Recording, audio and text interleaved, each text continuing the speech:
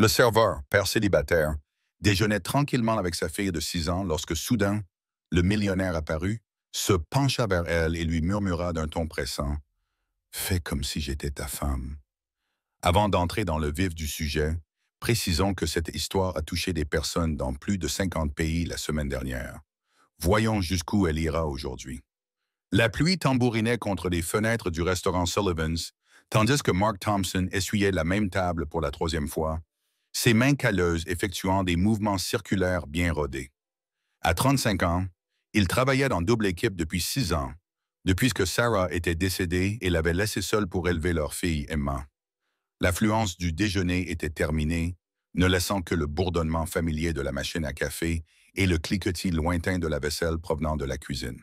« Papa, on peut s'asseoir près de la fenêtre? » La douce voix d'Emma interrompit ses pensées. À 6 ans, elle avait hérité des boucles blondes et des yeux bleus brillants de sa mère, mais son esprit curieux était tout à fait le sien. Elle serrait contre sa poitrine son lapin en peluche usée, Monsieur Hopscotch. « Bien sûr, ma chérie. » Mark sourit, oubliant momentanément sa fatigue. Ces moments volés pendant sa pause étaient précieux. 30 minutes pendant lesquelles il pouvait simplement être un père et non un parent célibataire en difficulté comptant chaque centime. Ils s'installèrent dans le coin où Emma aimait toujours s'asseoir, regardant la rue animée à travers la vitre striée de pluie. Mark lui avait préparé son sandwich préféré au beurre de cacahuètes et à la confiture de fraises, tandis qu'il sirotait son café noir et grignotait un muffin de la veille. C'était tout ce qu'il pouvait s'offrir, mais le bonheur d'Emma en valait la peine. « Raconte-moi encore l'histoire de la princesse » demanda Emma en balançant ses jambes sous la table. Mark s'apprêtait à commencer lorsque la cloche du restaurant sonna. Une femme entra, secouant les gouttes de pluie de ses cheveux blonds platine. Elle était magnifique, grande, élégante, vêtue d'un manteau de créateur qui coûtait probablement plus cher que le loyer mensuel de Mark. Ses yeux verts balayèrent nerveusement le restaurant presque vide avant de s'arrêter sur leur table. Sans prévenir, elle se dirigea directement vers eux, ses talons claquant sur le linoléum usé. Mark rapprocha instinctivement Emma de lui à l'approche de l'inconnu, mais quelque chose dans l'expression désespérée de la femme le fit hésiter. Elle se glissa dans leur banquette sans y être invitée, sa proximité provoquant un choc chez Mark. De près, il pouvait voir qu'elle était jeune, peut-être 27 ans, avec une peau impeccable et le genre de beauté qui appartenait aux couvertures de magazines, mais ses mains tremblaient lorsqu'elle tendit le bras par-dessus la table. « S'il vous plaît, » murmura-t-elle avec insistance, se penchant suffisamment près pour qu'il puisse sentir son parfum coûteux. « Esposa. » Mark cligna des yeux, perplexe. « Je suis désolé. »« Quoi?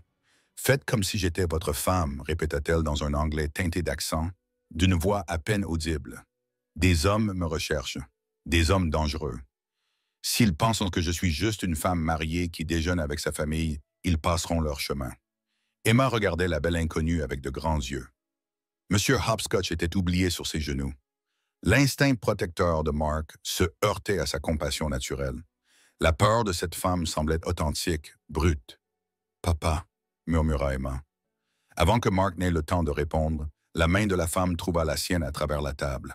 Sa peau était douce, chaude, et sa prise désespérée. « Je m'appelle Victoria.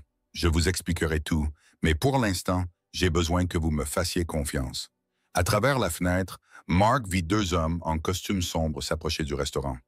Ils marchaient d'un pas décidé, scrutant l'intérieur du regard. Victoria serra sa main plus fort. « Ils sont là, » murmura-t-elle. Mark prit une décision en une fraction de seconde qui allait tout changer. Il serra la main de Victoria en retour et se pencha en avant, jouant le rôle d'un mari attentionné. « Emma, chérie, dis bonjour à Victoria. » Emma, qui avait perçu la tension entre les adultes grâce à l'intuition propre aux enfants, sourit timidement. « Bonjour, Victoria. Tu aimes mon lapin? » Le sourire de Victoria, bien que forcé, était sincère lorsqu'elle regarda la petite fille. « Il est magnifique. Comment s'appelle-t-il? »« Monsieur Hopscotch. Papa me l'a donné quand maman s'est partie au ciel. » Quelque chose brilla dans les yeux de Victoria. De la douleur, de la reconnaissance, quelque chose de plus profond. Les hommes à l'extérieur s'arrêtèrent à la fenêtre, leur regard balayant l'intérieur du restaurant. Mark s'efforça de rester calme, coupant le sandwich d'Emma en petits morceaux, avec une habileté domestique acquise à force de pratique. L'un des hommes désigna leur table. Mark sentit son sang se glacer, mais Victoria le surprit en riant. Un son léger et musical qui semblait tout à fait naturel. Elle se pencha comme s'il venait de lui dire quelque chose d'amusant. Son jeu était impeccable. « Tu es doué pour ça », murmura Mark. « J'ai de l'expérience », répondit Victoria, sans perdre son sourire, même si ses yeux suivaient les mouvements des hommes. « Parle-moi de ta fille. Continue à parler. Emma a 6 ans. Elle entre en CP le mois prochain. Elle adore les histoires de princesses et veut devenir vétérinaire quand elle sera grande. » Les mots lui venaient facilement, sa fierté envers Emma l'emportant sur sa confusion face à la situation. « Vétérinaire? C'est merveilleux. » Victoria se tourna vers Emma avec un intérêt sincère. « Tu as des animaux de compagnie? » Emma secoua tristement de la tête. « Papa dit qu'on n'en a pas les moyens, mais un jour, quand il aura économisé assez d'argent, on pourra peut-être avoir un chaton. » Mark sentit ses joues s'empourprer. Il n'aimait pas parler de leurs difficultés financières, surtout à quelqu'un qui avait manifestement de l'argent. Victoria observa son visage pendant un moment, et il y vit de la compréhension. Pas de la pitié, mais la reconnaissance d'un compagnon d'infortune. « Parfois, les meilleures choses de la vie valent la peine d'attendre », dit-elle doucement à Emma. Les hommes étaient partis, disparaissant dans la rue, mais Victoria ne lâcha pas immédiatement la main de Mark. Au contraire, elle sembla l'observer, lui et Emma, avec une intensité curieuse. « Merci », dit-elle finalement. « Vous m'avez sauvé la vie. Je ne comprends pas ce qui se passe ici. » Admit Mark à voix basse. « Qui étaient ces hommes? Pourquoi vous poursuivent-ils? » Victoria jeta un coup d'œil autour du restaurant, s'assurant qu'ils étaient seuls, à l'exception de Pete, le cuisinier âgé, qui somnolait sur un mot croisé à l'arrière. « C'est compliqué. Ma famille a certaines attentes. Des arrangements qu'elle veut que je respecte. Je fuis ces attentes depuis 3 jours maintenant. » « Des arrangements? » Mark serra les mâchoires. « Tu veux dire comme un mariage arrangé? » Quelque chose comme ça. Le rire de Victoria était amer. Mais c'est plus une question d'affaires que de mariage. Ma famille me considère comme une marchandise à échanger.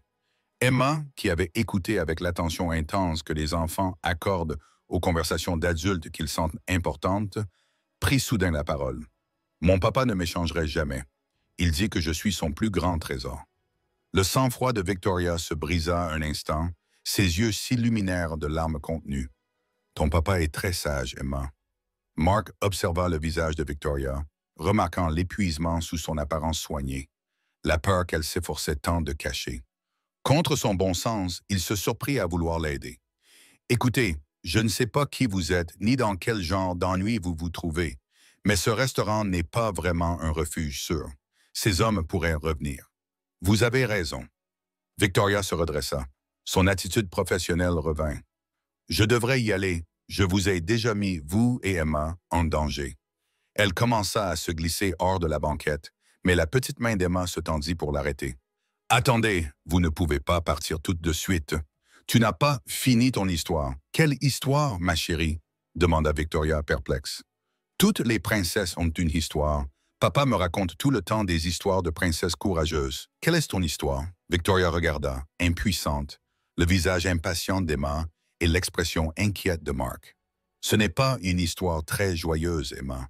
Les meilleures histoires commencent tristes mais finissent bien, » déclara Emma avec la certitude d'une enfant de 6 ans. « C'est papa qui me l'a appris. » Mark sentit quelque chose bouger dans sa poitrine en regardant cette femme mystérieuse lutter avec la question innocente de sa fille.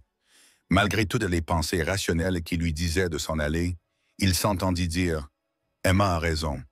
Pourquoi ne commences-tu pas par le début? » Les yeux verts de Victoria rencontrèrent les siens, et il y vit une solitude qui correspondait à la sienne. « Le début ?» répéta-t-elle doucement.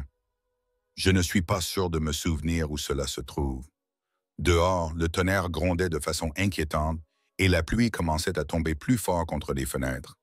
Dans la lueur chaleureuse des lumières du restaurant, 3 âmes improbables se retrouvaient au début de quelque chose qui allait changer leur vie à jamais. Mais aucun d'entre eux n'aurait pu prédire le secret qu'Emma portait en elle. Un secret qui allait bientôt les mettre tous en plus grand danger que les mystérieux poursuivants de Victoria n'auraient jamais pu le faire. Victoria jeta un nouveau coup d'œil autour d'elle avant de se rasseoir dans la banquette. « Je m'appelle Victoria Sterling », commença-t-elle d'une voix à peine plus forte qu'un murmure. « Et je suppose qu'on pourrait dire que je fuis pour protéger ma propre famille. » Mark haussa les sourcils. « Sterling ?» Il avait déjà entendu ce nom. Sterling comme dans Sterling Industries, la société technologique, entre autres. Oui, les doigts de Victoria dessinèrent des motifs sur la surface de la table. Mon grand-père a bâti un empire. Mon père l'a développé et maintenant ils attendent de moi que je le marie au plus offrant. Emma, qui avait écouté en silence tout en coloriant une serviette avec un crayon de couleur sorti de son petit sac à dos, leva les yeux avec ses grands yeux bleus sérieux. « Mais tu ne veux pas épouser quelqu'un que tu n'aimes pas? » Victoria sourit tristement devant la simplicité de la compréhension de la petite fille. « Non, Emma, je ne veux pas.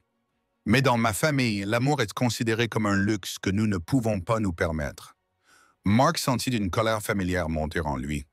La même colère qu'il avait ressentie lorsque sa propre famille l'avait rejeté pour avoir choisi l'amour plutôt que leurs attentes. « Alors tu t'es enfui. Il y a 3 jours, j'étais censé signer des papiers qui allaient essentiellement livrer ma vie à un homme que je connais à peine. James Crawford, l'héritier de Crawford Maritime. Nos familles planifiaient cette fusion depuis des années. » Victoria serra les poings. « Je n'ai pas pu le faire, alors j'ai pris tout l'argent que j'ai pu rassembler et j'ai disparu. Mais ils t'ont retrouvé, fit remarquer Mark. Mon père a engagé des détectives privés. Les hommes que tu as vus travaillent pour lui. Il veut que je revienne avant la réunion du conseil d'administration de demain où la fusion doit être annoncée. » Emma avait arrêté de colorier et fixait Victoria avec l'intensité dont seuls les enfants sont capables. « Tu es comme Ray Ponce, dit-elle soudainement. « Ray Ponce ?» demanda Victoria. Elle était enfermée dans une tour par quelqu'un qui disait l'aimer, mais qui voulait en réalité juste la garder prisonnière. Mais elle a trouvé un moyen de se libérer. La jeune voix d'Emma reflétait une sagesse surprenante. « Papa dit que la liberté est la chose la plus importante, même si elle fait peur. » Mark sentit sa gorge se serrer. Il avait raconté cette histoire à Emma après l'un de ses cauchemars au sujet de sa mère, pour essayer de lui expliquer pourquoi les gens devaient parfois faire des choix difficiles. Il n'avait pas réalisé qu'elle l'avait comprise aussi profondément. « Votre fille est remarquable, » dit Victoria à Mark, la voix pleine d'admiration. « Elle tient ça de sa mère, » répondit Mark automatiquement, puis il ressentit la douleur familière de la perte. Sarah était la personne la plus forte que je connaissais. Elle m'a appris que l'amour, c'est laisser quelqu'un choisir son propre chemin, même si cela vous terrifie. L'expression de Victoria s'adoucit. Que lui est-il arrivé? Un cancer, il y a 3 ans. La voix de Mark était calme, mais Emma tendit la main et serra la sienne dans un geste de réconfort qui lui brisait le cœur à chaque fois. Emma n'avait que 3 ans. Elle se souvient à peine de sa mère, mais elle a l'esprit de Sarah. Victoria resta silencieuse pendant un long moment, observant leurs mains jointes. « Je suis désolé.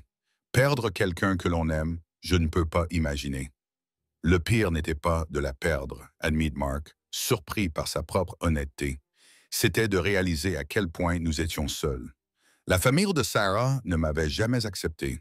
Je n'étais qu'un serveur, pas assez bien pour leur fille et ma famille. Ils m'ont clairement fait comprendre ce qu'ils pensaient lorsque j'ai choisi l'amour plutôt que leur projet pour ma vie. Les yeux de Victoria s'écarquillèrent de reconnaissance. Ils t'ont renié. Ils m'ont complètement coupé les vivres quand j'ai épousé Sarah au lieu de la fille du banquier qu'ils avaient choisi. Mark haussa les épaules, même si la vieille blessure était encore douloureuse. Cela s'est avéré être la meilleure décision que j'ai jamais prise, même si cela m'a valu des difficultés financières. Mais tu avais l'amour, intervint Emma, sa logique de 6 ans allant droit au cœur des choses. C'est mieux que l'argent. Victoria fixa la petite fille comme si elle venait de révéler les secrets de l'univers. Tu y crois vraiment?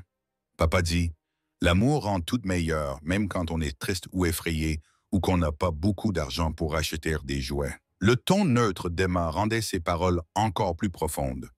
Mark observa le visage de Victoria se transformer pendant qu'Emma parlait. La peur et le désespoir étaient toujours là, mais quelque chose d'autre émergeait. De l'espoir peut-être, ou une possibilité. « Emma, » dit lentement Victoria, « que penses-tu qu'une personne devrait faire si elle était prisonnière comme Ray Ponce, mais qu'elle avait peur de tomber? » Emma réfléchit sérieusement. Elle fronça les sourcils, concentrée. Eh bien, Ray-Ponce avait peur aussi, mais elle a décidé que rester prisonnière était pire que de tomber. Et tu sais quoi? Elle n'est pas tombée du tout. Elle a volé. Le rire de Victoria était tremblant, mais sincère. Tu penses que je peux voler? Peut-être pas vraiment voler, Emma gloussa. Mais papa dit que quand on est assez courageux pour sauter, on découvre parfois qu'on avait des ailes depuis le début. Mark sentit sa poitrine se gonfler de fierté et d'amour pour sa fille. À 6 ans, elle possédait une sagesse qui l'humiliait chaque jour. Ton père est un homme très intelligent, dit Victoria à Emma, mais ses yeux étaient rivés sur Mark pendant qu'elle parlait. Le moment s'étira entre eux, chargé d'une émotion que Mark ne pouvait pas vraiment nommer. Puis le téléphone de Victoria vibra, brisant l'intimité. Son visage pâlit lorsqu'elle lut le message. « Ils savent que je suis dans cette région », murmura-t-elle. « Mon père offre une récompense substantielle pour toute information sur ma localisation. Quelqu'un a dû me voir entrer ici. » L'instinct protecteur de Mark s'éveilla. Quel genre de récompense? Suffisante pour tenter quiconque en difficulté financière. Les yeux de Victoria croisèrent les siens de manière significative, comme un père célibataire qui travaille 2 fois plus pour subvenir aux besoins de sa fille. L'implication flottait dans l'air entre eux. Mark sentait que Victoria le testait, attendant de voir s'il choisirait l'argent plutôt que sa confiance. Pendant un instant, il fut tenté. La somme dont elle parlait probablement pourrait changer sa vie et celle d'Emma pour toujours.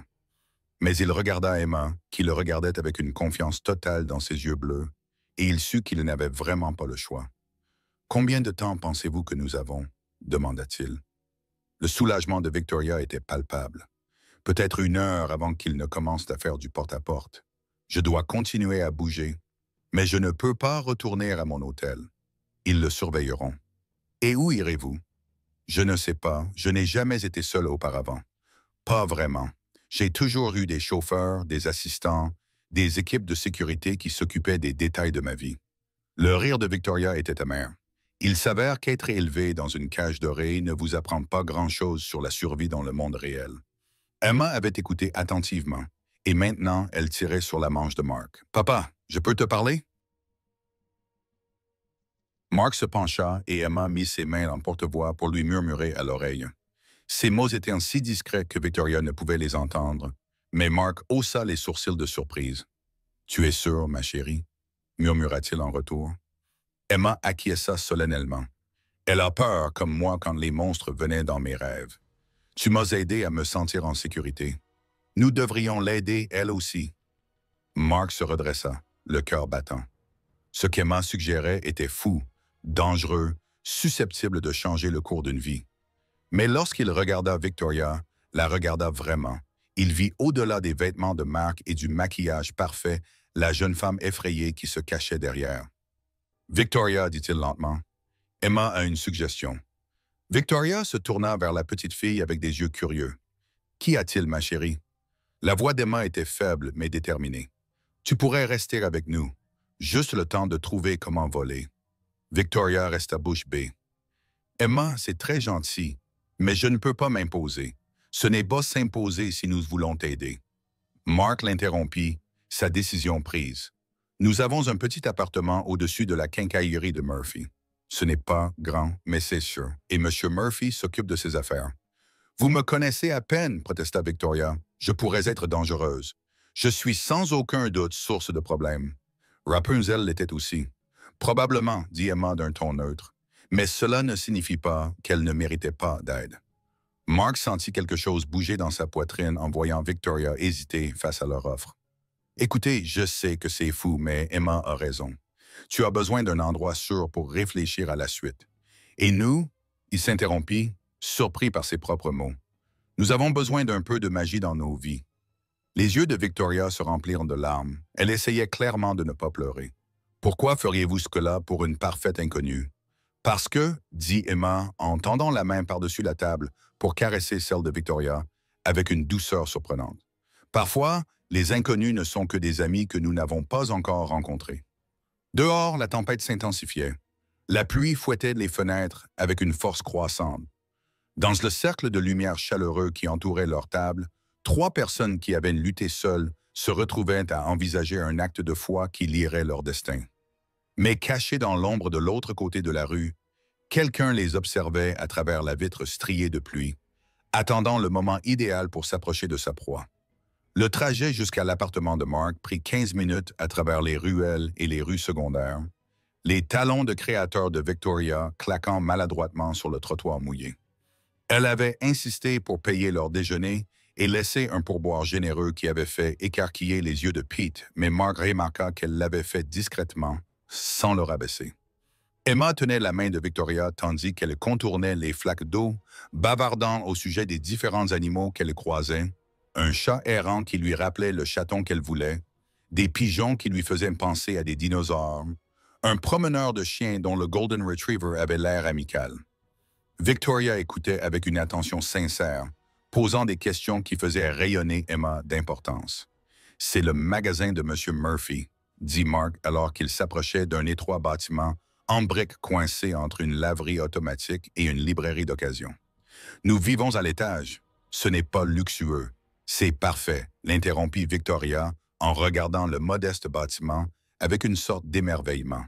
« Je n'ai jamais vécu dans un endroit qui n'ait pas été conçu par des décorateurs professionnels. » Mark les conduisit par l'escalier extérieur jusqu'à leur appartement au 2e étage. La clé coinça légèrement dans la serrure, un problème qu'il avait l'intention de régler depuis des mois, mais finit par céder. Il poussa la porte et ressentit son mélange habituel de fierté et d'embarras lorsque Victoria entra. L'appartement était petit mais propre, avec des meubles dépareillés qui racontaient des histoires de trouvailles dans des brocantes et d'objets hérités. Les dessins d'Emma recouvraient le réfrigérateur et ses jouets étaient soigneusement rangés dans des bacs en plastique coloré. La lumière du soleil pénétrait par les fenêtres que Mark avait nettoyées à fond, illuminant le petit espace d'une chaleur réconfortante. « Oh !» soupira Victoria en traversant lentement le salon. « C'est magnifique, dit-elle. Mark cligna des yeux, surpris. « Magnifique, c'est un foyer, expliqua Victoria en passant ses doigts sur le dossier de leur canapé d'occasion. Tout a un sens, un but. C'est photos. Elle s'arrêta devant un collage de photos montrant Emma à différents âges, les bras de Mark autour d'elle sur chacune d'elles. On sent l'amour dans chaque recoin. Emma rayonna de joie devant ce compliment et se mit immédiatement à faire visiter la maison à Victoria comme une petite guide touristique. Voici notre cuisine, où papa fait les meilleures crêpes du monde. Et voici ma chambre, où je garde M. Hopscotch et tous mes livres. Et voici la chambre de papa, mais tu ne peux pas y entrer, car c'est privé, sauf en cas d'urgence. Comme quand j'ai fait un cauchemar à propos du film d'horreur chez Jessica et Emma. Respire. Mark rit, interrompant sa fille avant qu'elle ne puisse continuer sa longue phrase. « Pourquoi ne montres-tu pas ta collection de livres à Victoria pendant que je prépare du café? » Alors qu'Emma entraînait Victoria vers sa chambre, Mark se retrouva seul dans la cuisine, essayant de comprendre ce qui venait de se passer. En l'espace de 2 heures, il était passé du statut de père célibataire en difficulté à celui de protecteur d'une fugitive heiress. La partie rationnelle de son esprit lui criait que c'était de la folie, qu'il mettait Emma en danger pour une femme qu'il venait de rencontrer. Mais la plus grande partie de lui, celle qui était tombée amoureuse de Sarah malgré les objections de sa famille, reconnaissait en Victoria quelque chose qui faisait appel à son instinct protecteur. Elle ne fuyait pas seulement un mariage arrangé. Elle se battait pour le droit de choisir sa propre vie, le même combat qu'il avait mené il y a des années. Monsieur Hopscotch dit « Tu es très jolie ». Il entendit Emma dire cela à Victoria depuis l'autre pièce. Il sait bien juger les gens. C'est papa qui le dit. Le rire de Victoria était chaleureux et sincère. « Eh bien, dis-le à Monsieur Hopscotch », j'ai répondu. « Merci, c'est un très beau compliment. » Il a souci dit « Tu sens les fleurs, mais des fleurs tristes, comme celles qui sont sur la tombe de maman. » Mark s'est figé, la cuillère à café à mi-chemin de la machine. On peut faire confiance à Emma pour aller droit au but, des fleurs tristes. La voix de Victoria était douce. Tu sais, jolie mais solitaire, comme si elle manquait de soleil. La logique d'Emma, âgée de 6 ans, était parfois d'une perspicacité dérangeante. Papa sentait aussi les fleurs tristes après la mort de maman. Mais maintenant, il sent meilleur. Triste et heureux, si cela a un sens. Cela a tout son sens, dit Victoria doucement. Parfois, nous portons la tristesse en nous, même lorsque nous essayons d'être heureux. Mark finit de préparer le café et apporta 2 tasses dans le salon où il trouva Victoria et Emma assises par terre, entourées de livres d'images. Victoria avait retiré ses talons hauts coûteux et lisait à haute voix une histoire sur une princesse qui s'était sauvée elle-même. Cette princesse est intelligente, observa Victoria en montrant à Emma une illustration de l'héroïne déjouant un dragon. Elle n'attend pas que quelqu'un d'autre vienne la sauver. Papa dit que les meilleures princesses sont celles qui se sauvent elles-mêmes. Emma acquiesça. Mais parfois, il n'y a pas de mal à accepter l'aide de ses amis. Le regard de Victoria croisa celui de Mark au-dessus de la tête d'Emma, et il y vit de la gratitude et quelque chose de plus profond, un lien qui fit battre son cœur plus fort. « Votre fille est extraordinaire », murmura Victoria tandis qu'Emma s'éloignait pour chercher un autre livre. « Elle a ses moments », acquiesça Mark en s'installant sur le canapé. « Elle a traversé beaucoup d'épreuves pour quelqu'un d'aussi jeune, mais elle a cette incroyable capacité à trouver de l'espoir en toutes choses. Elle tient cela de toi. En fait, je pense que c'est elle qui me l'apprend. » Mark tendit une tasse à Victoria, leurs doigts s'effleurant au passage. Après la mort de Sarah, je me noyais. Emma m'a sauvé en ayant besoin que je sois fort pour elle. Victoria scruta son visage. Et maintenant, je suis reconnaissant chaque jour d'avoir la chance d'être son père, même si c'est terrifiant et épuisant et que je n'ai aucune idée de ce que je fais. Tu fais tout ce qu'il faut, dit Victoria avec fermeté. Emma se sent en totale sécurité avec toi, aimée, protégée. Sais-tu à quel point c'est rare? Quelque chose dans son ton incita Mark à la regarder de plus près. Tu ne te sentais pas en sécurité quand tu étais enfant. Le rire de Victoria était creux. Dans ma famille, la sécurité signifiait suivre les règles, répondre aux attentes, ne jamais remettre en question le plan. L'amour était conditionné par l'obéissance. Elle fit une pause regardant Emma ranger ses livres en piles soignées. J'ai été élevé par des nounous et des tuteurs, préparés au mariage pour renforcer les alliances commerciales. Mon père m'a appris à parler 5 langues, à jouer du piano, à gérer le personnel de maison et à charmer les investisseurs lors de dîners. Mais personne ne m'a jamais demandé ce que je voulais, ce dont je rêvais. « De quoi rêves-tu » demanda Mark doucement. Victoria resta silencieuse si longtemps qu'il crut qu'elle ne répondrait pas. Quand elle finit par parler, sa voix n'était qu'un murmure. La liberté, la possibilité de faire mes propres choix, même s'ils sont mauvais. Je préfère échouer dans quelque chose que j'ai choisi plutôt que de réussir dans quelque chose qui m'a été imposé. Ce n'est pas trop demandé. Ma famille pense que oui. Ils pensent que je suis égoïste, ingrate. Peut-être ont-ils raison. Ils ont tort. La voix d'Emma retentit de l'autre côté de la pièce.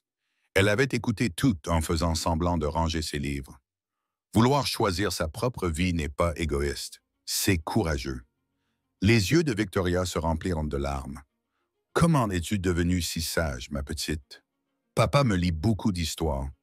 Laisse t'apprendre à être courageux, à faire les bons choix et que l'amour est la chose la plus importante. » Mark sentit son cœur se gonfler de fierté. Mais avant qu'il n'ait pu répondre, le téléphone de Victoria vibra à nouveau. Son visage pâlit lorsqu'elle lut le message. « Ils offrent maintenant 50 000 $, murmura-t-elle, pour toute information permettant de me localiser. » Mark siffla doucement. Une telle somme résoudrait tous ses problèmes financiers. Il pourrait payer les études universitaires d'Emma, leur offrir une sécurité dont il n'avait jamais osé rêver. « C'est beaucoup d'argent, dit-il prudemment. Victoria acquiesça, l'air résigné. « Assez pour changer ta vie. Je comprends si tu as changé d'avis et que tu ne veux plus m'aider. » Emma les regarda tous les deux avec un air sérieux, sentant clairement la tension. « Papa, qu'est-ce qui ne va pas? » Mark s'agenouilla pour se mettre à la hauteur d'Emma. « Certaines personnes recherchent une Victoria, ma chérie. Elles offrent de l'argent à quiconque leur dira où elle se trouve. » Emma fronça les sourcils, mais cela reviendrait à la dénoncer. Ce serait la trahir. C'est plus compliqué que cela, monsieur. Cet argent pourrait nous aider considérablement. Nous pourrions t'acheter le chaton que tu souhaites, peut-être même déménager dans un appartement plus spacieux. Emma réfléchit sérieusement à la question, son esprit de 6 ans analysant la complexité morale de la situation. Finalement, elle leva les yeux vers Victoria. « Es-tu une mauvaise personne? Je ne pense pas, » répondit Victoria honnêtement. « Mais certaines personnes le pensent parce que je ne fais pas ce qu'elles veulent que je fasse. Veux-tu faire du mal à quelqu'un? Non, jamais. Emma acquiesça d'un signe de tête décidé et se tourna vers Mark. Alors nous ne devrions pas la dénoncer. L'argent n'est pas plus important que d'aider quelqu'un qui a peur. Mark sentit quelque chose se briser dans sa poitrine. Un flot d'amour et de fierté qui le laissa sans voix. Sa fille de 6 ans venait de résoudre un dilemme moral qui le déchirait. « Tu as tout à fait raison, ma chérie », parvint-il à dire, la voix chargée d'émotion. Victoria regardait Emma comme si elle venait d'assister à un miracle. « Je ne mérite pas cette gentillesse. Tout le monde mérite de la gentillesse, dit Emma d'un ton neutre. C'est ce que maman disait. N'est-ce que pas, papa? Oui. Mark acquiesça, sa décision prise. Victoria, tu peux rester aussi longtemps que tu le souhaites. Nous trouverons une solution ensemble. Victoria finit par craquer, les larmes coulant sur ses joues. Merci à vous deux. Je vous promets que je trouverai un moyen de vous remercier. Emma s'approcha et tapota le genou de Victoria avec une douce compassion. Tu n'as pas à nous rembourser. C'est ce que font les amis. Ils s'entraident. Alors que Victoria serrait Emma dans ses bras en signe de gratitude, Mark sentit quelque chose changer au plus profond de son être. Ils n'étaient plus seulement 3 personnes distinctes, réunies par les circonstances. Ils devenaient quelque chose de plus, quelque chose qui ressemblait dangereusement à une famille. Mais à l'extérieur de leur petit sanctuaire, des forces se mobilisaient qui allaient mettre à l'épreuve leur nouveau lien d'une manière qu'aucun d'entre eux ne pouvait imaginer. Et caché dans la sagesse innocente d'Emma, se trouvait un secret qui allait bientôt changer tout ce qu'ils pensaient savoir sur le destin, la famille et la véritable signification du mot « chez soi ». Victoria se réveilla au son du rire d'Emma qui traversait les minces murs de l'appartement. Pendant un instant, elle oublia où elle se trouvait, s'attendant à voir les rideaux de soie et les surfaces en marbre de sa suite penthouse. Au lieu de cela, elle se retrouva sur le canapé d'occasion de Mark, recouverte d'une couette faite main, qui sentait légèrement la lavande et les souvenirs d'enfance. 3 jours s'étaient écoulés depuis qu'elle était entrée dans leur vie, et les recherches de la famille Sterling s'étaient intensifiées. Des détectives privés parcouraient le quartier quotidiennement, mais le choix de Mark de l'aider avait créé un refuge inattendu. Plus que cela lui avait donné un premier aperçu de la vie de famille authentique qu'elle n'avait jamais connue. « Bonjour, marmotte ». La voix de Mark était chaleureuse lorsqu'il sortit de la cuisine avec une tasse de café fumant. Il avait pris l'habitude de lui préparer son café exactement comme elle l'aimait, noir avec juste un soupçon de sucre, sans qu'elle ait jamais à le lui demander 2 fois. « Bonjour ». Victoria sourit et accepta la tasse avec gratitude. « Je n'arrive toujours pas à croire à quel point je dors facilement ici. Je n'ai pas dormi toute la nuit depuis des années. C'est ça le sentiment de sécurité, annonça Emma en apparaissant dans l'embrasure de la porte, vêtue d'un pyjama dépareillé et traînant M. Hopscotch derrière elle. « N'est-ce pas, papa? » Mark ébouriffa affectueusement les cheveux de sa fille. « C'est vrai, ma chérie. Et si on préparait à Victoria nos célèbres pancakes? » Alors qu'ils se dirigeaient vers la petite cuisine, Victoria s'émerveilla devant leur rythme fluide. Mark et Emma travaillaient ensemble comme dans une danse bien chorégraphiée. Emma mesurait les ingrédients tandis que Mark chauffait la poêle. Tous deux s'accordaient inconsciemment les uns aux autres dans cet espace exigu. « Victoria, tu peux m'aider à casser les œufs ?» demanda Emma en tapotant le tabouret à côté d'elle. « Papa dit que je m'améliore, mais parfois, il y a des morceaux de coquille dans les œufs. J'adorerais, » répondit Victoria, surprise par la sincérité de sa réponse. Dans son monde, le petit déjeuner était préparé par le personnel et servi dans de la porcelaine qui coûtait plus cher que le salaire mensuel de la plupart des gens. Cette cuisine chaotique et fleurie lui semblait plus réelle que tout ce qu'elle avait connu jusqu'alors. Pendant qu'ils cuisinaient ensemble, Emma parlait avec enthousiasme de son premier jour d'école. Sa joie était palpable. Mademoiselle Rodriguez a envoyé une lettre disant « Nous allons apprendre des choses sur l'espace et les dinosaures et comment lire des mots difficiles et il y a un coin lecture avec des poufs. » « Ça a l'air génial, » dit Victoria, mais elle remarqua que l'expression de Mark se crispa légèrement. « Mark, qu'est-ce qui ne va pas? » Mark hésita, se concentrant intensément sur le retournement d'une crêpe. « Rien ne va pas. Juste le trac du premier jour, je suppose. » Mais Emma, avec son incroyable capacité à percevoir les émotions des adultes, a levé les yeux vers son père avec un regard entendu. « Papa s'inquiète pour l'argent des fournitures scolaires. » Emma a averti Mark doucement. Ce n'est pas grave, papa. Victoria est notre amie maintenant. Les amis s'entraident, tu te souviens? Emma s'est tournée vers Victoria avec une assurance naturelle. Il y a beaucoup de choses sur la liste. Papa dit, nous achèterons tout, mais peut-être pas tout en même temps. Victoria sentit quelque chose se nouer dans sa poitrine. Elle portait un bracelet qui valait plus que le salaire annuel de Mark, tandis que cet homme bon s'inquiétait de ne pas pouvoir acheter des crayons et des cahiers à sa fille. « Et si je vous aidais à acheter les fournitures scolaires? » proposa Victoria avec précaution, en guise de remerciement pour l'avoir laissé rester ici. Mark serra les mâchoires. « Ce n'est pas nécessaire. Nous nous débrouillons très bien, je sais, mais je veux vous aider. S'il vous plaît. » Emma les regarda tous les deux avec l'expression sérieuse qu'elle arborait lorsqu'elle naviguait entre les émotions des adultes. « Papa, quand quelqu'un veut vous offrir un cadeau, il est poli de dire merci. Tu te souviens quand Mme Patterson, qui habite en bas, nous a apporté de la soupe quand j'étais malade? » La résistance de Mark s'effondra devant la logique de sa fille. « C'est différent, monsieur. En quoi est-ce différent? » demanda Emma avec une curiosité sincère. Mark chercha une réponse qui ne blesserait pas Victoria tout en préservant sa fierté. Victoria le regarda lutter pour accepter son aide. Elle reconnut en lui la même indépendance obstinée qui l'avait poussé à fuir le contrôle de sa famille. « Mark, dit-elle doucement, j'ai besoin que tu comprennes quelque chose. Ces 3 derniers jours, Emma et toi m'avez donné quelque chose que je n'ai jamais eu. Un vrai foyer. Laissez-moi vous rendre l'appareil, non pas parce que vous en avez besoin, mais parce que j'en ai envie. » Emma frappa dans ses mains. « Vous voyez, Victoria veut nous offrir un cadeau parce que nous sommes amis. » Mark regarda Victoria longuement, et elle vit à quel moment précis ses défenses s'adoucissaient.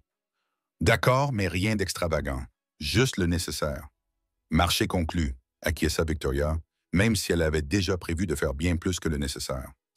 Ils terminèrent leur petit déjeuner dans une ambiance agréable, mais leur tranquillité fut brisée lorsque le téléphone de Victoria sonna.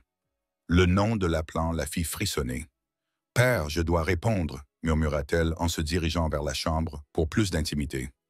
Victoria Elena Sterling. La voix de son père était glaciale au téléphone. « As-tu la moindre idée de ce que ta petite rébellion a coûté à notre famille? »« Bonjour, père. Je vais bien. Merci de demander. Ne sois pas désinvolte. L'accord avec Crawford est en train de capoter. James menace de se retirer si tu ne rentres pas immédiatement. 20 ans de négociations ruinées parce que tu as décidé de jouer à être indépendante, Namen. » Victoria ferma les yeux, sentant le poids familier des attentes de sa famille s'abattre sur ses épaules. « Je ne joue à rien. J'essaie de vivre ma propre vie. »« Ta vie? » Le rire de Harrison Sterling était dur. « Tout ce que tu es, tout ce que tu as, tu le dois à cette famille. Tu as été éduqué, formé et préparé pour ce moment précis. Et tu jettes tout cela pourquoi? Un fantasme enfantin sur l'amour? Peut-être, mais c'est mon choix. Les choix ont des conséquences. Victoria, si tu n'es pas de retour demain soir, je couperai ton fonds fiduciaire, je révoquerai tes fonctions dans l'entreprise et je m'assurerai que tu ne travailles plus jamais dans un secteur où Sterling Industries a de l'influence, qui, comme tu le sais, est considérable. La menace planait dans l'air comme une lame. Victoria avait toujours su que ce moment arriverait, mais l'entendre prononcer à voix haute lui fit l'effet d'un coup physique. Vous détruiriez la vie de votre propre fille pour forcer un accord commercial. Je sauverai ma fille de la plus grande erreur de sa vie. Tu penses comprendre le monde, mais tu n'as jamais vécu sans notre protection. Tu seras de retour dans 1 semaine, à me supplier de te pardonner. » La ligne fut coupée, laissant Victoria les mains tremblantes, les yeux fixés sur son téléphone. À travers les murs fins, elle pouvait entendre Mark et Emma nettoyer le petit déjeuner. Leur rire léger contrastait fortement avec la froide réalité que son père venait de lui annoncer. Lorsqu'elle sortit de la chambre, Mark jeta un coup d'œil à son visage et s'approcha immédiatement. « Que s'est-il passé? Mon père sait que je suis toujours en ville. » Il passe à la vitesse supérieure. Victoria s'effondra sur le canapé, soudainement épuisée. « Il menace de me couper complètement les vivres si je ne rentre pas demain soir. » Emma, qui était en train de ranger ses livres en piles bien ordonnées, leva les yeux, inquiète. « Qu'est-ce que ça veut dire, te couper les vivres? Ça veut dire qu'il va me retirer tout mon argent, mon travail, tout ce qui me relie à ma famille, » expliqua Victoria doucement. Emma fronça les sourcils en réfléchissant à cela. Mais tu es toujours sa fille. Les papas n'arrêtent pas d'aimer leurs enfants simplement parce qu'ils sont en colère. Le sourire de Victoria était d'une tristesse déchirante. Certains papas le font, ma chérie. Certaines familles ne t'aiment que lorsque tu fais exactement ce qu'elles veulent. Ce n'est pas du véritable amour, déclara Emma, avec la certitude d'une enfant de 6 ans. Le véritable amour, c'est aimer quelqu'un même lorsqu'il fait des choix différents. Mark sentit son cœur se serrer devant la sagesse de sa fille. M a raison. Ce dont ton père te menace, ce n'est pas de l'amour. C'est du contrôle. Peut-être, mais c'est aussi la réalité. Victoria se frotta les tempes, sentant un mal de tête familier monter. Sans l'argent et les relations de ma famille, je n'ai rien. Pas de compétences professionnelles, pas d'expérience du monde réel. J'ai passé toute ma vie à me préparer à diriger des entreprises qui ne m'appartiendront jamais, à me marier dans des familles qui me considèrent comme une marchandise. Tu as l'intelligence, l'éducation, la détermination, fit remarquer Mark. Ces qualités ont plus de valeur que ton nom de famille. Vraiment?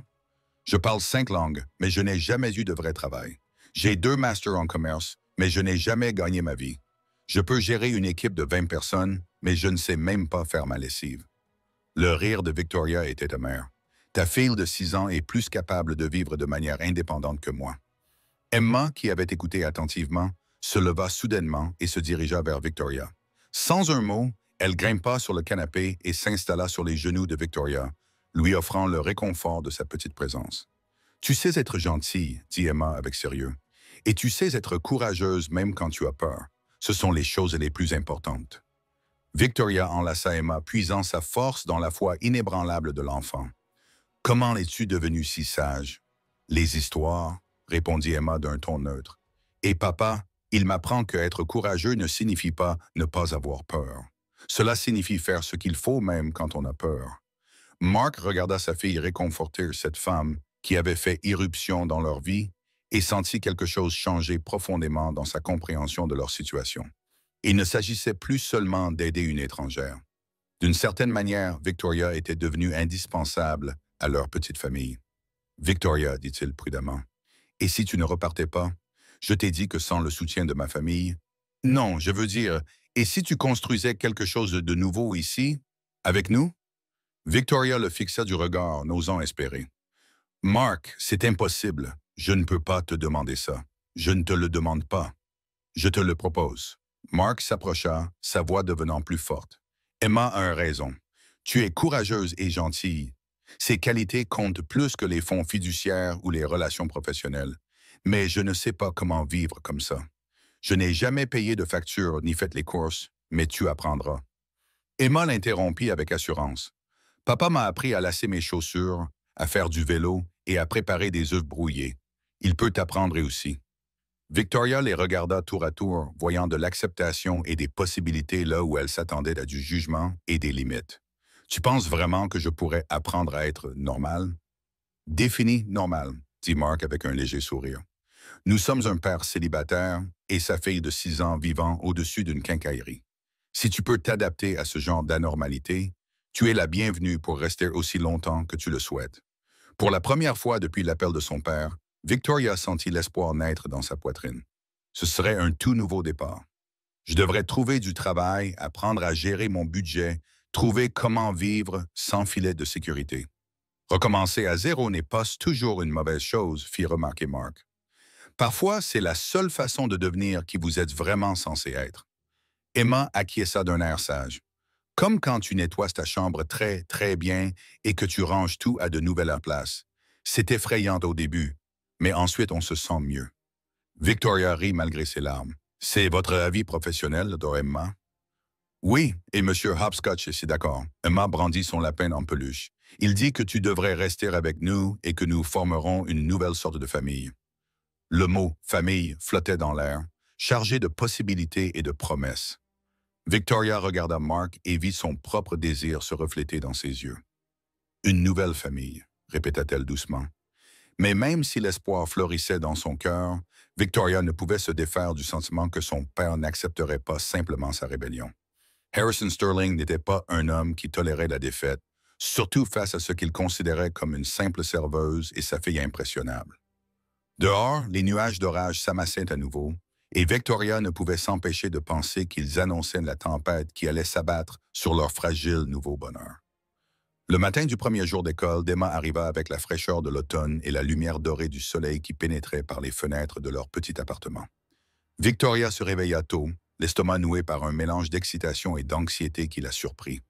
Elle n'avait jamais vécu le rituel d'envoyer un enfant à l'école, mais d'une certaine manière, cela lui semblait aussi important que n'importe quelle fusion d'entreprise dont elle avait été témoin. Victoria, Victoria, viens voir ma tenue pour mon premier jour. La voix d'Emma débordait d'excitation lorsqu'elle fit irruption dans le salon vêtue d'une robe rouge vif, assortie à ses rubans dans les cheveux. « Tu es absolument magnifique, » dit Victoria, sincère dans chaque mot, comme une princesse, prête pour sa première aventure royale. Mark sortit de la cuisine avec un panier repas et le nouveau sac à dos d'Emma, d'un violet vif avec son nom brodé en fil argenté. Victoria avait insisté pour le personnaliser lorsqu'ils étaient allés acheter des fournitures scolaires la veille, ignorant les protestations de Mark concernant le coût supplémentaire. « Prête pour le grand jour, ma chérie ?» demanda Mark.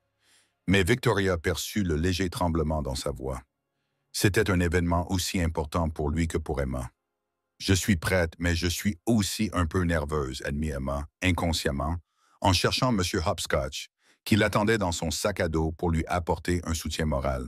« C'est normal d'être nerveuse, » la rassura Victoria en s'agenouillant à la hauteur des yeux d'Emma. « Même les adultes sont nerveux face à la nouveauté. Mais tu sais ce que j'ai appris? Les meilleures aventures commencent toujours par un peu de nervosité. »« Vraiment? Vraiment? Et puis, tu vas te faire de nouveaux amis et apprendre des choses incroyables. De plus, papa et moi serons là quand tu rentreras à la maison. » La façon désinvolte dont Victoria s'était incluse dans le retour d'Emma fit bondir le cœur de Mark. Au cours de la semaine écoulée, la frontière entre invités et membres de la famille s'était estompée jusqu'à ce que Victoria semble faire partie intégrante de leur rythme quotidien, comme respirer. Ils marchèrent ensemble jusqu'à l'école, Emma entre eux, bavardant de tout ce qu'elle voulait apprendre. Les autres parents saluaient poliment Mark, mais Victoria remarqua plusieurs regards curieux dans sa direction.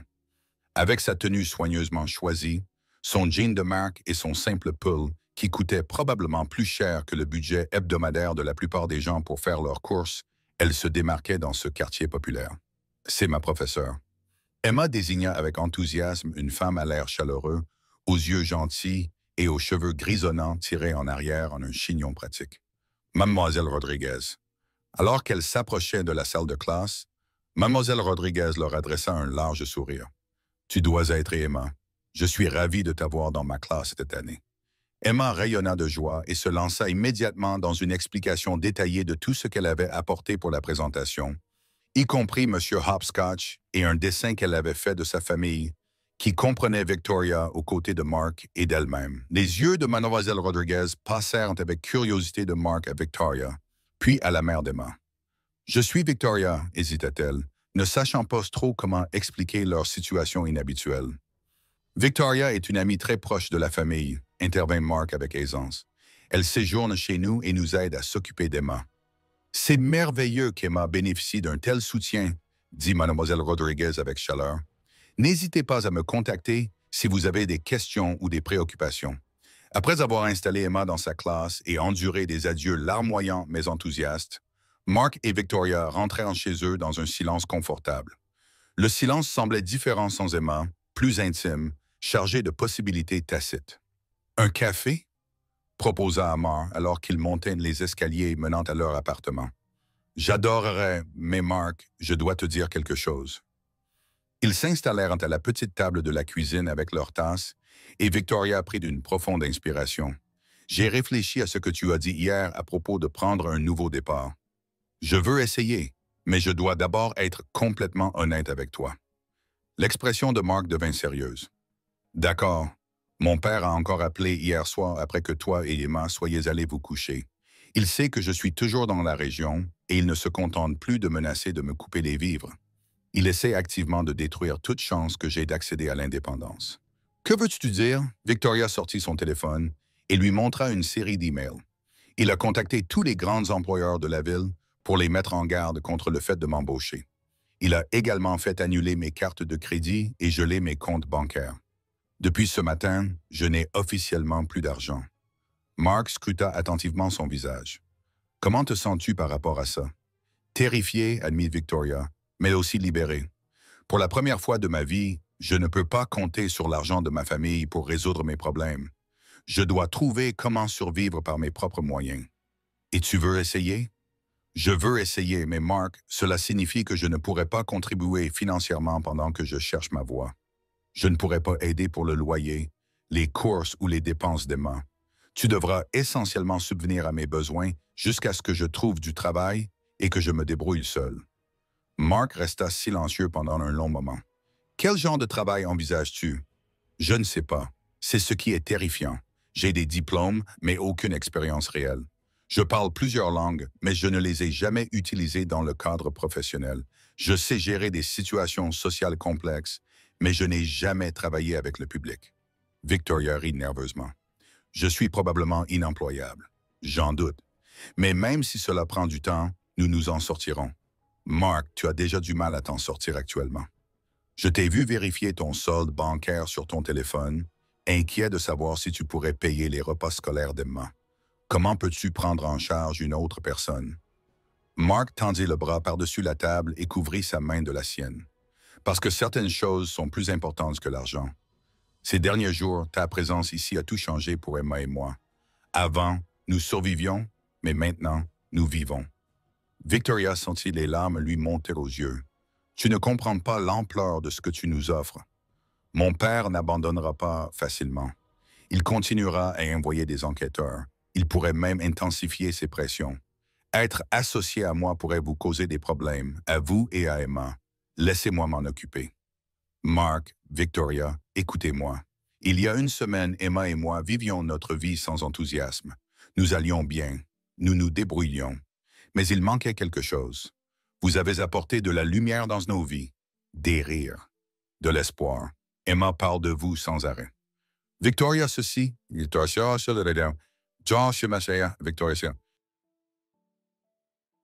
Elle n'a jamais été aussi heureuse depuis la mort de Sarah. La voix de Victoria n'était qu'un murmure. Et toi? Mark la regarda droit dans les yeux. Je ne me suis pas senti aussi vivant depuis 3 ans. Quand je te regarde avec Emma, quand je vois à quel point tu es naturel avec elle, à quel point tu te soucies d'elle, cela me redonne espoir en des choses que je pensais ne plus jamais avoir. Mark, j'ai besoin que tu sois absolument sûr de toi. Parce que si je reste, si nous essayons vraiment de construire quelque chose ensemble, cela ne peut pas être temporaire. Emma ne peut pas s'attacher à quelqu'un qui pourrait partir lorsque les choses deviendront difficiles. As-tu l'intention de partir lorsque les choses deviendront difficiles? Victoria réfléchit sérieusement à la question. Il y a une semaine, j'aurais répondu oui. Fuir a toujours été ma solution aux problèmes. Mais maintenant, j'ai quelque chose qui vaut la peine de se battre. Mark sourit. C'était le premier vrai sourire qu'elle voyait de sa part depuis le début de la matinée. Alors nous nous battrons ensemble. Avant que Victoria n'ait pu répondre, des coups secs retentirent dans l'appartement. Ils se figèrent, se regardant avec une soudaine inquiétude. « Tu attends quelqu'un? » murmura Victoria. Mark secoua la tête et se dirigea silencieusement vers la porte. Il regarda par le judas et pâlit. « 2 hommes en costume, murmura-t-il. Ils ont l'air officiels. » Le cœur de Victoria se mit à battre à tout rompre. Les enquêteurs de mon père, ils m'ont trouvé. Les coups retentirent à nouveau, plus insistants cette fois. « Mademoiselle Sterling, nous savons que vous êtes là. Nous voulons juste discuter. » Mark regarda Victoria, voyant la peur et la détermination se disputer dans son expression.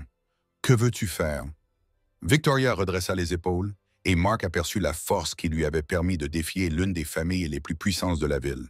« J'en ai assez de fuir, » dit-elle fermement. « Il est temps d'affronter la situation. » Mais alors que Mark tendait la main vers la poignée de la porte, aucun d'eux ne pouvait imaginer ce qu'ils allaient découvrir, ni comment la sagesse innocente d'Emma allait les sauver tous de la manière la plus inattendue qui soit. La vérité sur la famille de Victoria allait bien au-delà des mariages arrangés et des fusions d'entreprises. Et le secret qu'Emma avait inconsciemment gardé allait changer tout ce qu'il pensait savoir sur le destin, les liens et la véritable signification du mot « foyer ». Mark ouvrit la porte et découvrit 2 hommes au visage sévère vêtus de costumes coûteux, mais leur attitude était plus professionnelle que menaçante. L'homme plus âgé, distingué avec ses cheveux argentés et ses yeux bienveillants, s'avança. Mademoiselle Sterling, je m'appelle David Martinez et voici mon associé, James Chen. Nous sommes avocats chez Martinez Chen Associates. Nous ne sommes pas ici au nom de votre père. Victoria cligna des yeux, surprise. Alors, au nom de qui? De votre grand-mère, Evelyn Sterling. Elle nous a envoyé vous chercher. Ce nom frappa Victoria comme un coup physique. Ma grand-mère est morte il y a 5 ans. Martinez échangea un regard significatif avec son associé. C'est ce que votre père vous a dit. Pouvons-nous entrer? Ce dont nous devons discuter est assez complexe. Mark regarda Victoria, qui acquiesça d'un signe de tête tremblant. Alors qu'il s'installait dans le petit salon, Victoria avait l'esprit en ébullition. Sa grand-mère était la seule personne de sa famille à l'avoir vraiment comprise, à l'avoir encouragée à penser par elle-même. « Mademoiselle Sterling », commença doucement Martinez, « votre grand-mère n'est pas morte il y a 5 ans. Elle vit tranquillement à Portland sous un faux nom, attendant le bon moment pour vous contacter. C'est impossible. J'ai assisté à ses funérailles. J'ai vu... Vous avez été victime d'une supercherie élaborée orchestrée par votre père. Evelyn Sterling a découvert des informations troublantes sur les affaires familiales et a menacé de les révéler. Votre père l'a fait déclarer légalement morte et l'a fait interner sous une fausse identité. Victoria sentit le monde basculer sous ses pieds. Quelles informations? Chen ouvrit sa maillette et en sortit un épais dossier. Sterling Industries a été impliqué dans plusieurs activités illégales au cours de la dernière décennie. Blanchiment d'argent, fraude, évasion fiscale. Votre grand-mère a découvert des preuves et a menacé de les remettre aux autorités fédérales si votre père ne changeait pas de cap. Alors il l'a fait éliminer, a murmuré Victoria. Pas éliminée, réduite au silence. Mais Evelyn Sterling est bien plus ingénieuse que votre père ne le pensait. Elle a monté un dossier contre lui pendant 5 ans, attendant le bon moment pour riposter. Mark, qui avait écouté dans un silence stupéfait, s'est penché en avant. Quel est le rapport avec Victoria? Martinez a souri. Tout. Vous voyez, Evelyn Sterling n'a jamais été déclarée légalement morte dans aucune juridiction. Elle a conservé le contrôle de plusieurs fiducies familiales dont votre père ignore l'existence. Des fiducies qui le contournent complètement. Et elle a désigné Victoria comme seule bénéficiaire. Les mains de Victoria tremblaient tandis qu'elle assimilait cette information. Je ne comprends pas. Votre grand-mère attendait que vous fassiez preuve de la force et de l'indépendance qu'elle vous savait posséder. Votre décision de fuir le mariage arrangé pour choisir votre propre voie, c'était le signal qu'elle attendait. Chen sortit un épais document juridique. Madame Sterling, vous êtes désormais la propriétaire légale d'environ 60% des actions de Sterling Industries, ainsi que de plusieurs propriétés et investissements indépendants d'une valeur d'environ 200 millions de dollars. Le silence dans le petit appartement était assourdissant. Victoria fixait les papiers comme s'ils allaient s'enflammer. « C'est une blague », finit-elle par dire. « Ça doit être une blague. Je vous assure que ce n'est pas le cas. Votre grand-mère a passé 5 ans à s'assurer que tout était juridiquement irréprochable. Votre père ne peut pas contester ces fiducies. Elles ont été établies avant sa naissance et sont assorties de conditions très spécifiques. Quelles conditions? Martinez sourit chaleureusement. Que vous démontriez votre capacité à penser de manière indépendante, à choisir l'amour plutôt que la commodité et à faire preuve d'une attention sincère envers les personnes moins chanceuses que vous. Les yeux de Victoria s'écarquillèrent lorsqu'elle comprit les implications.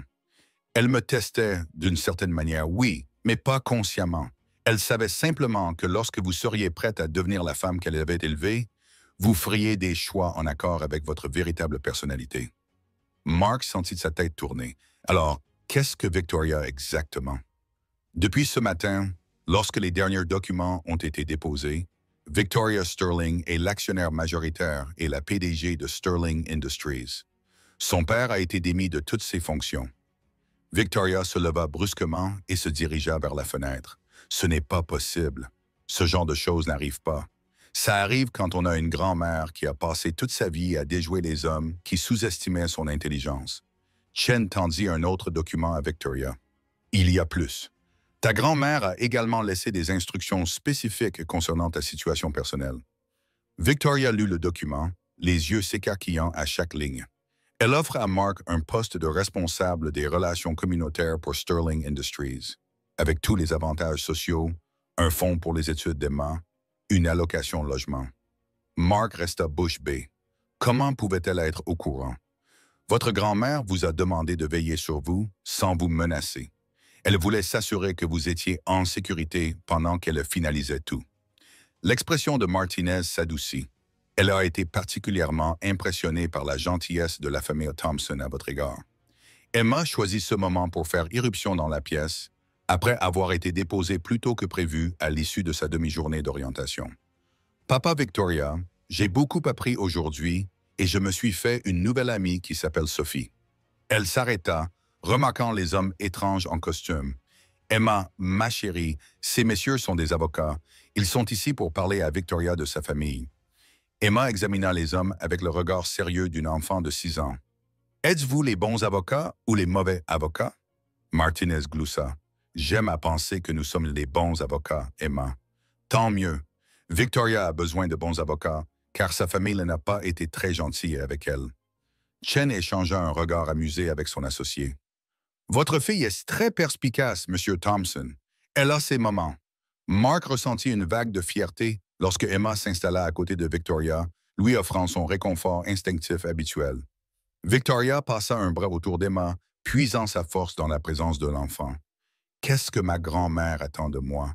Que tu sois toi-même, que tu utilises ta nouvelle position pour aider les autres comme cette famille t'a aidé, que tu choisisses l'amour plutôt que l'argent, même si tu as les deux. Emma leva les yeux vers Victoria, le regard brillant. Ça veut dire que tu peux rester avec nous pour toujours maintenant? La voix de Victoria était chargée d'émotion. Si toi et ton papa le voulaient. Bien sûr que oui, déclara Emma. Nous sommes une famille maintenant. Mark sentit quelque chose changer fondamentalement dans sa compréhension de l'univers. Une semaine auparavant, il était un père célibataire en difficulté. À présent, il était apparemment fiancé à une PDG milliardaire, même s'il ne s'était jamais embrassé.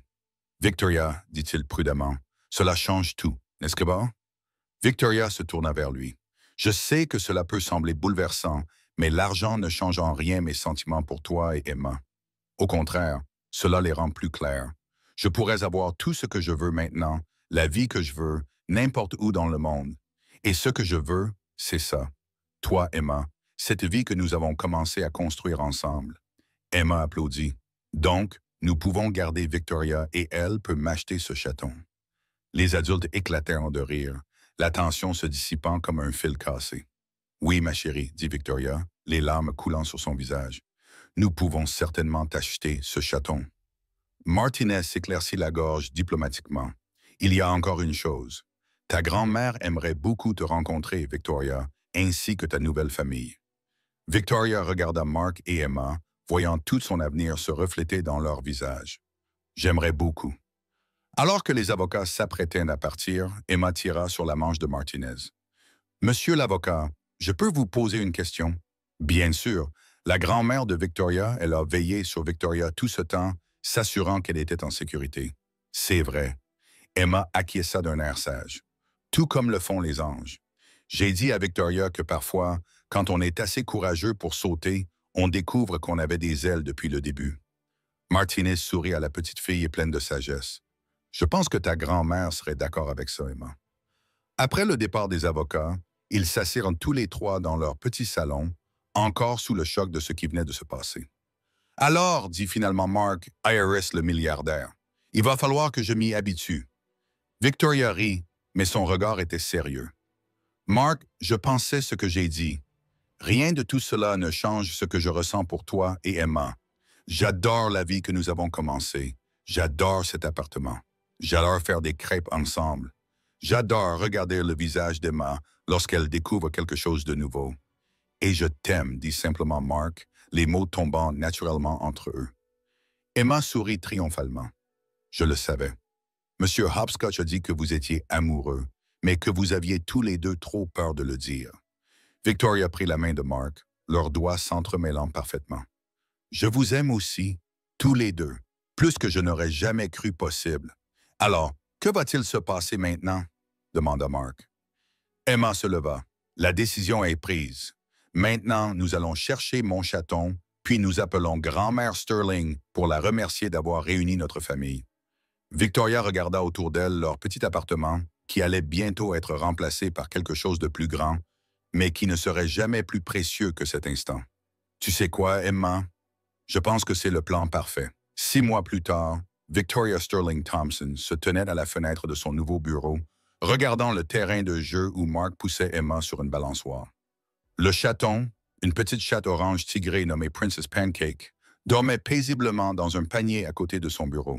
Elle avait tenu sa promesse à sa grand-mère, utilisant les ressources de Sterling Industries pour mettre en place des programmes destinés aux parents célibataires, des initiatives éducatives pour les enfants défavorisés et des services d'aide à la communauté. Mais surtout, elle avait appris que la plus grande richesse ne se mesurait pas en dollars. Elle se mesurait en amour donné librement et reçu avec gratitude. Emma avait raison. Comme d'habitude, parfois, quand on est assez courageux pour sauter, on découvre qu'on avait des ailes depuis le début. Et parfois, si on a beaucoup de chance, on se rend compte que voler est encore mieux quand on ne le fait pas seul. Au final, Victoria Sterling avait fui tout ce qu'elle pensait vouloir pour découvrir que ce dont elle avait besoin l'attendait dans un petit restaurant par un après-midi pluvieux, sous la forme d'une serveuse au grand cœur et de sa fille extraordinaire qui voyait le monde à travers des yeux pleins de possibilités infinies. Leur histoire était la preuve que les familles ne sont pas toujours le fruit du hasard. Parfois, elles sont choisies grâce à une décision courageuse.